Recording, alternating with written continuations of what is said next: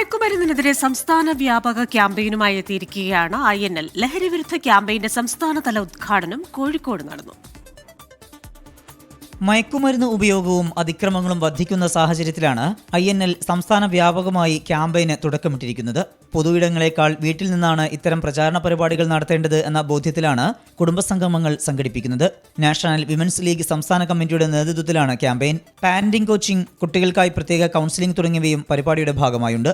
ആരോഗ്യമില്ലാത്ത ഒരു മനസ്സും ശരീരവുമുള്ള ഒരു യുവതയെ മുൻനിർത്തിക്കൊണ്ട് ഒരു രാഷ്ട്ര നിർമ്മാണ ദൗത്യം എങ്ങനെ സാധ്യമാകുമെന്നൊരു പ്രസക്തമായ ചോദ്യം ഇവിടെയുണ്ട്. അപ്പോൾ ഇവിടെ എല്ലാ കുടുംബത്തിലെ എല്ലാവരും ഇവിടെ, അച്ഛനും അമ്മയും മക്കളും എല്ലാവരും ഇവിടെ ഉണ്ട്. അപ്പോൾ അവരിലൂടെ ഈ ബോധവൽക്കരണം നാട്ടിലേക്ക് എത്തിക്കുക എന്നതാണ് ഞങ്ങളുടെ ലക്ഷ്യം.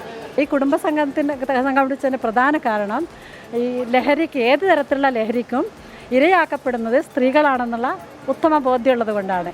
INL സംസ്ഥാന ജനറൽ സെക്രട്ടറി കാസിം ഇരിക്കൂർ കുടുംബസംഗമം ഉദ്ഘാടനം ചെയ്തു. മേയർ ബീന ഫിലിപ്പ് മുഖ്യാതിഥിയായിരുന്നു. 24 കോഴിക്കോട്.